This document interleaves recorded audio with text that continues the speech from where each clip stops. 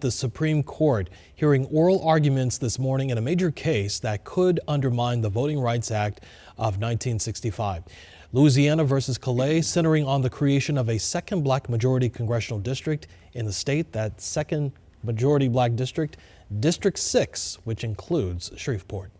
So while the dispute is focused on Louisiana's congressional map, the outcome will have nationwide implications. That's right. Voting rights groups who warn that undermining some of the law's protections for redistricting wipes out minority representation and resegregates legislatures, city councils, and school boards.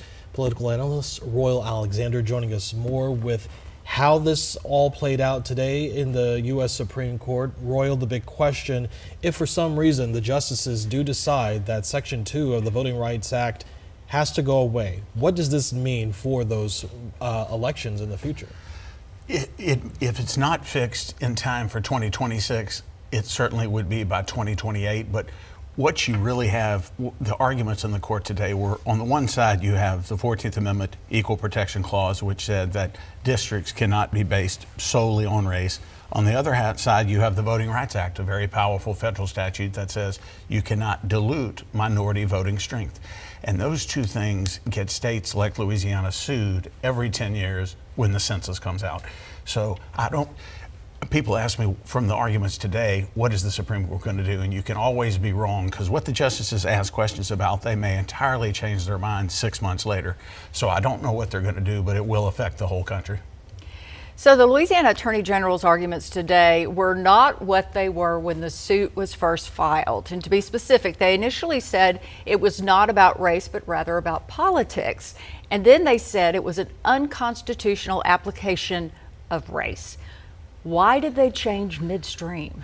You know, that's a good question. As the Attorney General of Louisiana, she, or any Attorney General, has an obligation to defend the state in whatever the legislature passes and the governor signs. I don't quite understand, because, I mean, as attorneys, we make arguments on both sides of everything. So she was defending essentially the map that gave Congressman Fields that congressional district that he ran and won. And then to say later, which to me is just the other side of the argument, that it really is a violation of equal protection because it looks like it's based on race. I don't know exactly why the Attorney General did that, because I don't know what may have changed in the briefing or what she thought differently about. I'm not sure. Okay. Exactly. But that is unusual.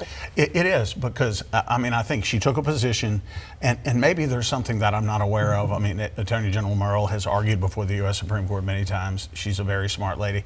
I'm not sure, because in defending that map, which they did all the way up, I mean, the Supreme Court's still going to do what the Supreme Court did, but for the position of the state to change, it's not common. For leaders of both parties, obviously they are watching this to see exactly how this will play out. Are they strategizing right now what their game plan could be depending on what the U.S. Supreme Court's decision is? Because Republicans really could decide, after what Texas did, they could then essentially go back and say, hey, we're just going to start all over again and redraw these maps.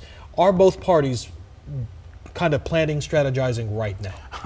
I don't know that they ever stop planning and strategizing, even without a decision like this. So yes, they are. And again, this is the vibrant democratic process we've chosen. This is what our Constitution calls for in the way of elections. So yes, I'm certain they're both doing that. And both sides are going to have arguments. Each side will say, we wouldn't have had the gains without the Voting Rights Act. But the other side is, well, it's a federal statute, and the Constitution, the Equal Protection Clause, actually trumps a statute. So there's arguments all around, but yes, I promise they are strategizing.